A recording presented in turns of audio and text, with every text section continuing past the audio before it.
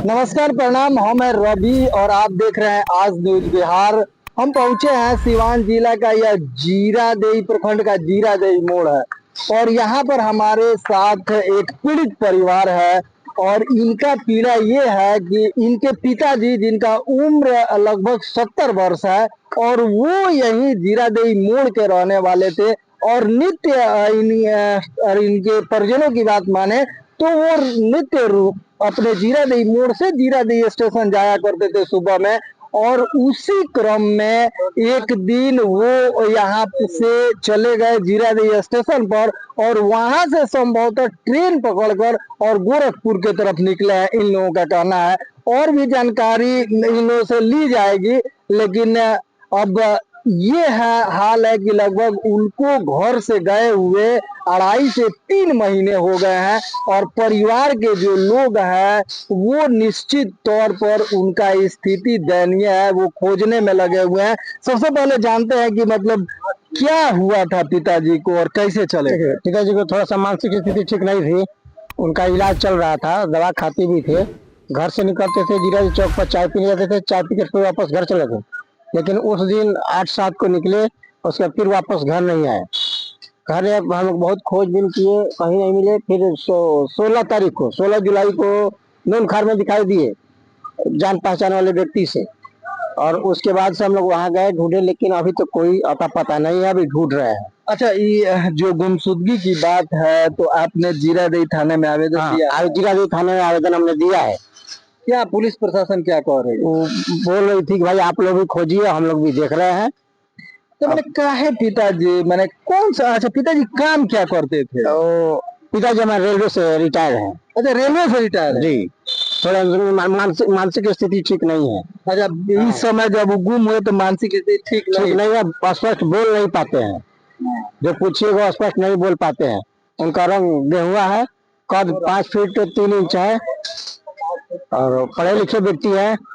अच्छा, ऐसा नहीं ना कि घर से कोई बात हो जाए आप लोगों से, चाहे उनके ना घर से ना किसी तरह की बात नहीं है, किसी तरह की ऐसे दिमागी स्थिति ठीक नहीं है, ऐसे ही चल दिए हैं। अच्छा, तो दिमाग का स्थिति ठीक नहीं था तो कहीं दवा? हाँ, दवा चल रहा था गोरखपुर एम्स में डॉक्टर रशीद आलम के यहाँ। तो ऐसा भी हो सकता है कि कहीं दवा हुआ लेने के फिराक में चले गए हो? नहीं, तब फिर भी तो हम लोग खोज रहे हैं, वहाँ भी गए थे तभी तक मिले नहीं। आपकी कोई बहन वहन हो उनके? ना, किसी रिश्तेदार के अभी तक नहीं पहुँचे हैं। पूरा खोजबीन कर लिया है, कहीं नहीं पहुँचे हैं। अच्छा, गोरखपुर आप लोग गए थे तो गोरखपुर जाके कहाँ कहाँ पता लगा? गोरखपुर मतलब जो स्टेशन साइड में, गोरखनाथ मंदिर साइड में, और जिधर लोग भीख मांगने वाले लोग रहते हैं उधर भी हमने देखा, कहीं नहीं दिखाई दे रहे हैं उधर। अच्छा, आप परिवार में और कौन कौन है? परिवार में हम लोग 5 भाई हैं, तो मेरे पिताजी, हम लोग 5 भाई हैं और यहाँ रहते हैं हम लोग 2 ही लोग। 2 औरतें रहती है, एक हम अकेले, उनके लड़के रहते हैं, एक हमारा भतीजा रहता है। हाँ, बाकी सब भाई बाहर रहते हैं। तो और क्या माने, अगर कुछ लोग हैं जो हमारे वीडियो को देख रहे होंगे उनसे क्या अपील करें? हम अपील यही करेंगे, भाई कहीं भी स्पष्ट दिखे उनसे बात कीजिएगा। बात अपना स्पष्ट नहीं कह पाएंगे। उनके दाहिने या बाएं हाथ पर दीनानाथ यादव लिखा हुआ है, और गोदना से लिखा हुआ है, उससे भी आप लोग पहचान सकते हैं।